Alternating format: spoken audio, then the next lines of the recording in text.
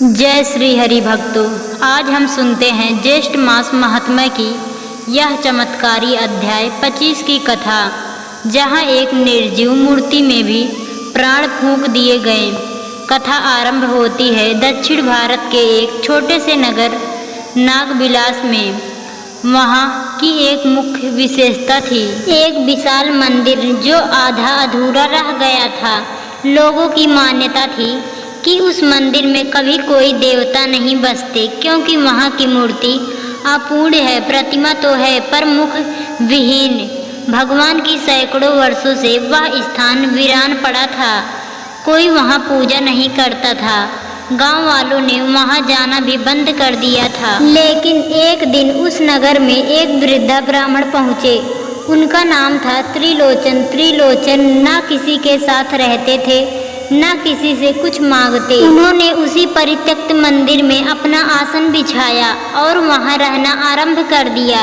लोग हंसते थे, यह पागल बाबा आया है जो बिना देवता के मंदिर में पूजा कर रहा है। परंतु त्रिलोचन के लिए वह स्थान शून्य नहीं था। वह प्रतिदिन उस अधूरी मूर्ति को जल चढ़ाते, धूप दीप दिखाते, घंटी बजाते और एक ही मंत्र बोलते, हे देव तू अधूरा नहीं, यह मेरी श्रद्धा अधूरी है, तू तो पूर्ण है, मैं ही देख नहीं पा रहा। ज्येष्ठ मास का आगमन हुआ। नगर के लोग अपनी अपनी उपासना में लगे थे। कोई गंगा स्नान को गया, कोई तीर्थ यात्रा को, पर त्रिलोचन बाबा उस सूने मंदिर में ही मौन व्रत पर बैठ गए। उन्होंने संकल्प लिया, हे मेरे ईश्वर, इस ज्येष्ठ मास में मैं तुझे इस अधूरी प्रतिमा में प्रकट होते देखना चाहता हूँ। यह मेरा जन्मों का निवेदन है। मैं अन्य जल त्याग कर केवल अपने प्रेम और भक्ति से तुझे यहाँ आमंत्रित करता हूँ। तीव्र धूप में भी वे मंदिर से बाहर नहीं निकले। 15 दिन बीते, फिर 20। त्रिलोक की देह कमजोर हो गई, लेकिन उनके मंत्रों की गूंज और आंखों का तेज बढ़ता गया। फिर एक दिन ज्येष्ठ मास की अमावस्या की रात आकाश में विचित्र प्रकाश फैल गया। नगर के लोग भयभीत हो गए। एक रहस्यमय सुगंध नगर में फैल गई और उसी रात त्रिलोचन समाधि में चले गए। अगली सुबह नगर के कुछ बालक जब मंदिर की ओर खेलने गए तो उन्होंने एक अद्भुत दृश्य देखा। उस अधूरी मूर्ति का मुख पूर्ण हो चुका था। भागकर गांव के लोग आए।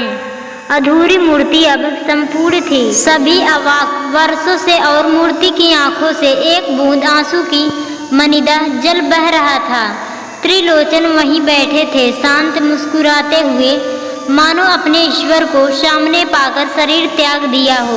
तत्काल नगर के राजा को सूचना दी गई। राजपुरोहित ने जब मूर्ति की शुद्धता जांची तो वह अचंभित हो गया। वह पत्थर नहीं, शालिग्राम जैसा दिव्य पत्थर बन चुका था। उस स्थान को पूर्णेश्वर धाम नाम दिया गया और त्रिलोचन की समाधि वहीं स्थापित की गई।